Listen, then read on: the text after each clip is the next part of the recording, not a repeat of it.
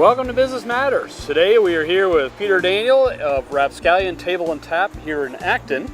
And how long have you been here now for?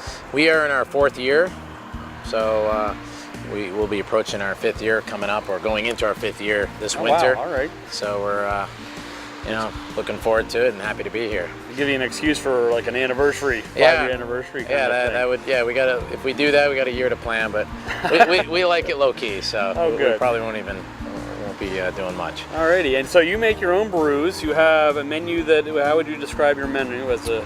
Yeah, so at this location, I would describe it as like creative comfort food. Okay.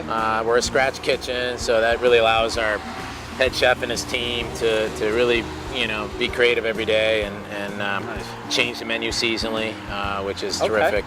So we do have an emphasis on, which is terrific. We've had it since we opened, on barbecue and smoking. So we smoke a lot of meats here.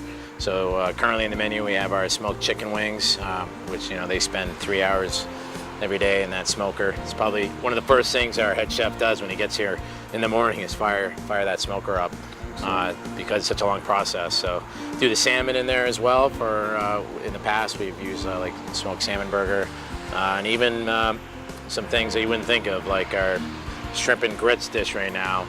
Nice. Is a smoked cheddar. So he'll take cheddar blocks. These days we've been using it from farms up in Vermont, big farms like Cabot to smaller farms, and he'll put the cheddar block in the smoker. So, and then he'll break that down into the shrimp and grits. So he's using it for many functions. Nice. So. Right. So how did you end up here at this location?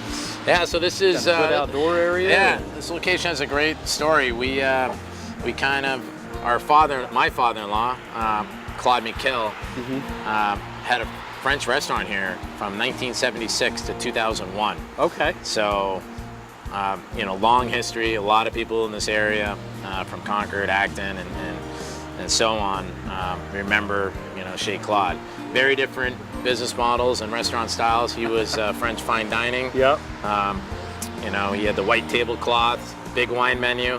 So when the opportunity came up many years ago, what happened in 2001, he kept the property and then he rented it to 2 more restaurant operators, and they were very similar. They did fine dining, but when the last one decided to move on, it was open. And I remember being on vacation with him, and I said, hey, we've been in the brew business for about that, at that time, 8-10 years. So we said, hey, it's different, but you want to give us a shot if we do our concept and kind of line it with what we're looking to do with food.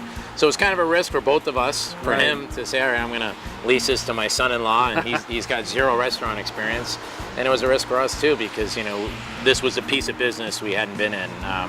Concord Brewery, which is our official name, and we do all our branding as Rapscallion. Okay. So Rapscallion we've been brewing beer since the mid-90s. Oh, wow. Okay. But that piece we knew well. We knew brewing beer, we knew production, we knew wholesale side of the business, but we've never been on the food side, our own brick and mortar. So it was kind of fun. I mean, the history of the hospitality here, with my father-in-law having the location, with us coming in, and even cooler story was that the brewery started in Concord Brewery. Concord Brewery started in the mid-90s, just down the road in West Concord. So just a couple miles down the road. So it almost came back full circle to where it started. Right. So we have our location here in Acton, and then just recently we opened up a tiny little bistro. That's right, the new one. Yeah, in West Concord. So that's even a few miles from. That one's by Barrel Farm? Correct. Area? Okay. Yeah, Barrel Farm, just between the 2 golf courses. And that's very different. That menu, the head chef has a different vision, even the beverage program. So hopefully we'll get a chance to talk to both the head chef here and the guy that runs the beverage program here at the bar. Nice. But Miguel, who runs the bev program here, has a different twist on what he does. And then Carlos, who runs the program in Concord, has a different kind of vision. So it's nice that 2 locations are kind of close to each other, but they've been able to distinguish themselves pretty, with their own model and their own vision, and that was important to us, because when you have 2 locations within 5-7 miles, you don't want them to be the same cookie cutter template. You want them to be very different, and we were able to. So far, so good. The vibe is very different in both locations, and the menus are very different. So. And hopefully we'll talk to our head chef here as well if you'd like. Well, do you want to head in and yeah, let's do it. Take a look at the place?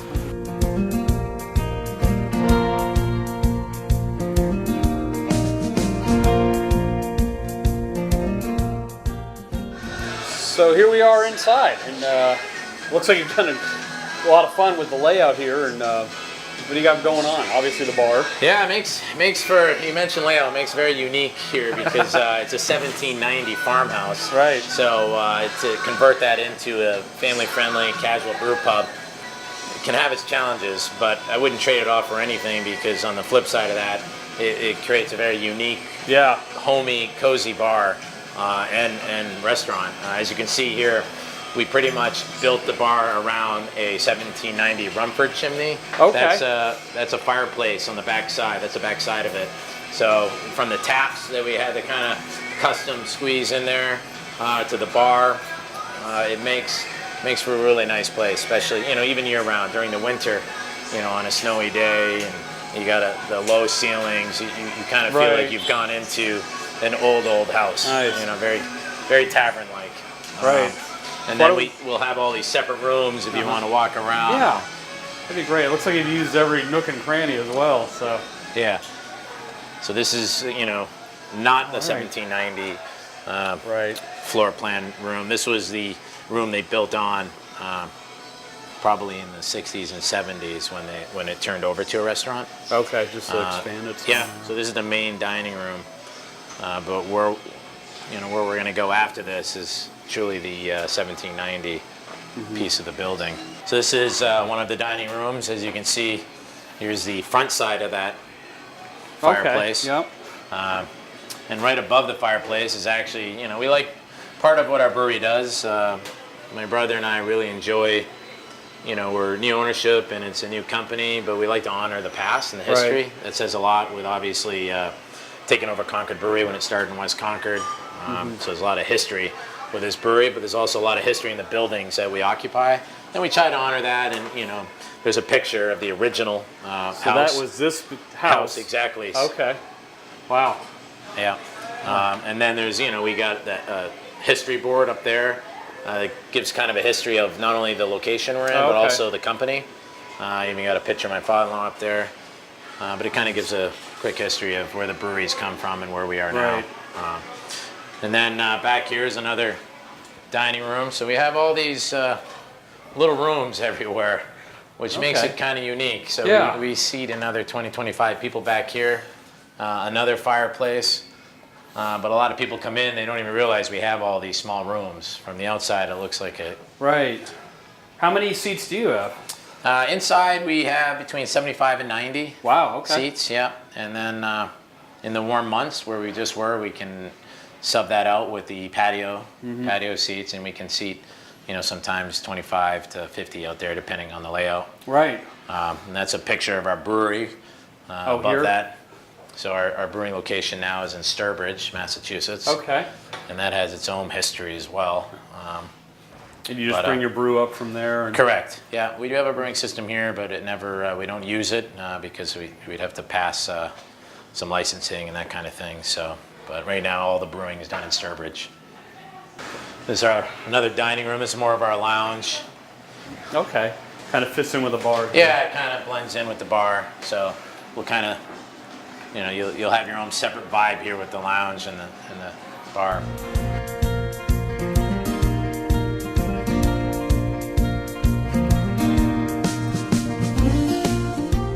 All right, now we're here with Miguel, who's the bar manager here at Rapscallion. How you doing? Doing good. Welcome. Thanks for having us here, and got a couple of signature drinks. We saw you making that one. What else do you have, that's a special drink to a restaurant? Or we know you have a lot of brews, of course, because you have Raps Brews, but... Absolutely. Actually, what we're trying to do here is very plain and simple. It's the special cocktails with a very simplicity way to make them with a lot of flavor to it. Another thing too, which is I'm very, very fascinated with, is infusing liquor in many flavors. For example, our espresso vodka, it could be our pineapple and jalapeno tequila. Really? Oh, nice. Exactly, and also Osage in gin, believe it or not, which still takes a while. But we get the job done for that. Right. But speaking of that, actually, I would like to actually introduce you to the Rosé Fizz, which is a very, very simple, very refreshing cocktail. Okay. That is actually comes in our bar, and it sells a lot by everyone. It's very simple. It's just like I said, it's all about balance. So we're gonna do just one little scoop of the berries Oh wow. Okay. with a little bit of elderflower liqueur on top of that. So it kind of takes a little longer. It doesn't go bad, of course. It lasts us for 3 days, believe it or Oh, not. all right. Yeah. Wow. And then from there also we actually add a liquor, citrus vodka, a little more elderflower liqueur.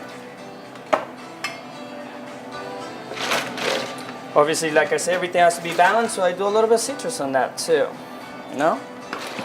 And finally, a little rosé. So which is about 2 ounces of that. There you go. So get that. Get a little ice to that thing.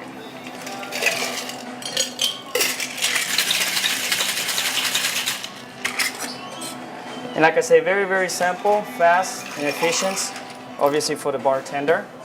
Especially when, believe it or not, we're busy, even though that we're a brewery, Right. we're still busy on cocktails.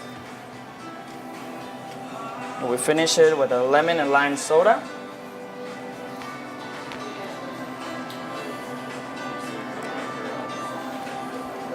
A little That mint mint, spring yeah. on that. Nice. And finally, our straw. Brilliant. And there is. Look at that. It's a Rosé Fizz. The berries and everything in there. Very nice. Oh wow. That's really good. So I recommend that, especially on a good summer day. That'd be fantastic. Obviously, signature drinks. You have a lot of brews too. What can you tell us about those? All right, actually, we have a pretty large selection, you know, even though that we do rotate them constantly almost every week. Okay. We actually go from a lot of them. One of the very old recipes is a lager that we have in our house. Also, we have a blueberry flavored lager. Also, we have a blonde, a honey. A ghost is actually pretty interesting, believe it or not. The ghost is it is a sour beer, and it's actually have a little hint of sea salt, which is Okay. very, very Really? interesting. Oh yeah, let me give you a little taste of that. Very interesting. Also the sessions we do in varieties. Right now we have the session IPA, which is considered one of the lightest beers right now in our house. This neat little bottle. We also do flights, which is 4 options of the flights.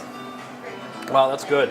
Yeah, that's very interesting with the Thank salt you, aspect thank you. of it. And Wow. also we have the wine, and from there also we do our own root beer. Besides Your that, own root beer as yes, well? we do. All right, Absolutely. so the It's kids actually- could have something. Oh, kids love it. I'm telling you one thing. It's like at least they don't feel alone. The parents don't feel alone to having a beer, you know. They get their So own kids little get- their own little jug or a plate of root beer. Look at the froth on that. Oh, that's good. It's very smooth for a root beer. Right? That's really good. They do a lot of root beer floats too, that's very, very popular in our house Wow. also. Yeah, that's good. Brilliant. Well, thank you so much. No, thank you for We've got a stopping by. I great appreciate selection that. here, and yeah, get people to come by and visit you. So everything for winter days, summer days. And got it actually, covered. we tried our best to kind of rotate our cocktail list. You know what I Okay. mean? Try to do it more seasonal, you know, have a little twist, involve a little bit of the cocktails with the beers too, like a tropical blonde, like I said. Right. And like I explained it to you, it's like a pineapple and jalapeno, and it's finished with blonde beer, which is very, very Right. popular. I was afraid at first it was not going to sell it. And next thing I know, like, people love it. Once the they word come got in and out they just there, go for it, you know? Wow. And which is a big, big pride for us. Excellent.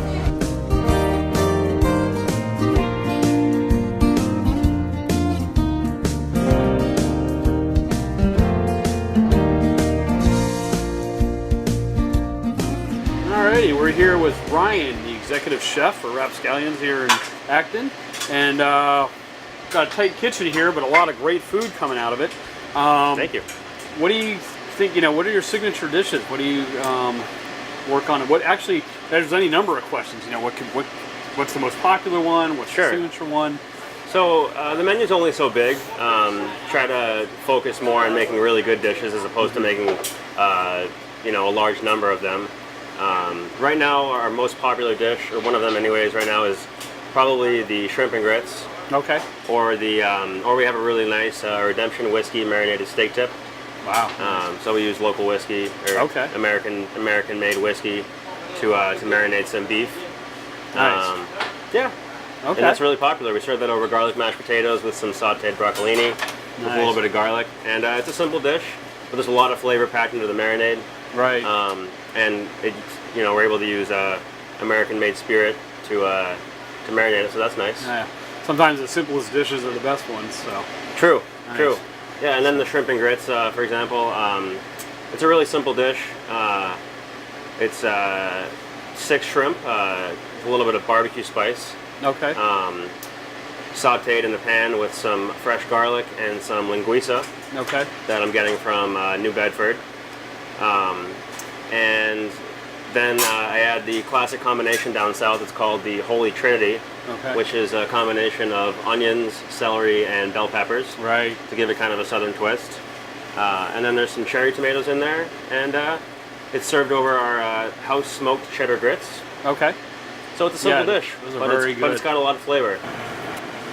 Got a nice 1620 shrimp. And put some barbecue spice on those. Oh, nice. Alright.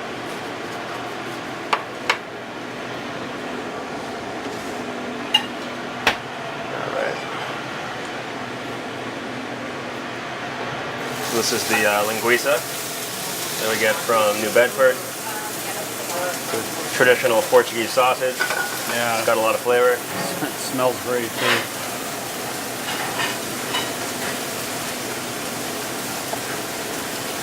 And a little bit of garlic.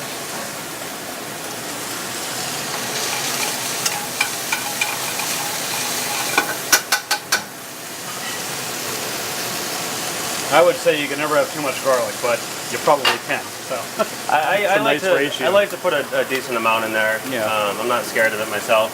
There are some customers that are pretty sensitive to it. Right. But you know, I always encourage them to say, you know, if they want light garlic, that's fine. But for the most people, I would rather put out something really flavorful Yeah. than So they can let you know that when ordering. right. Oh, hold the garlic, hold the onions. Well, what's left? We get some really interesting customers that say they're allergic to something, and I'm not always sure if they're actually allergic or if they just don't want it. So it's kind of a fun one. A little bit of white wine, and this is the celery, bell pepper, Oh, there we go. and onions. Look at that.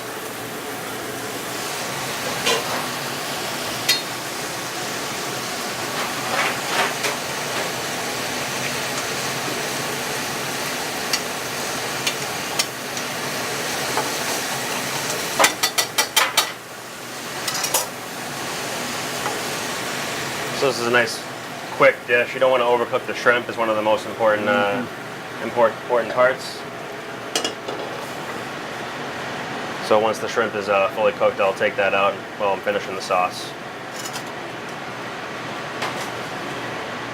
So I try to kind of, you know, meet the fine line between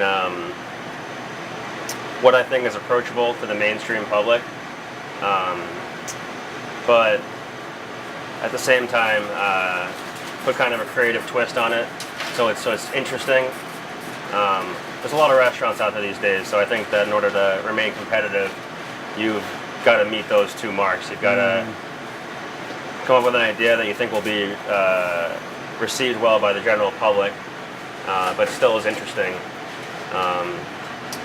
For example, on our salmon entree right now, it's a pretty simple dish. It's rice and beans basically, with garlic and tomatoes and some spinach mixed together.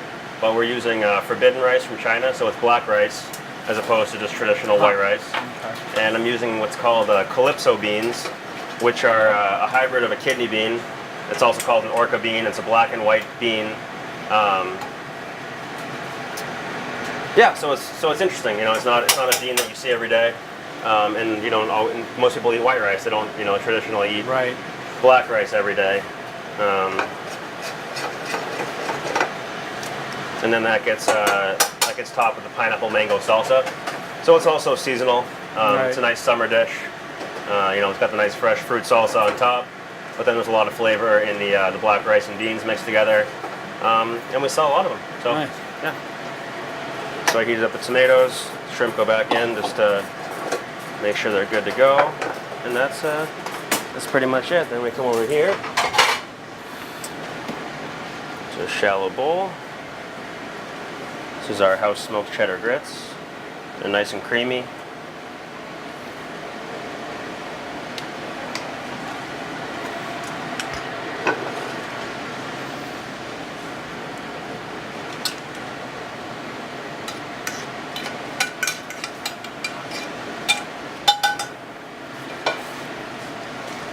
Then for presentation purposes, I just pull the shrimp up. And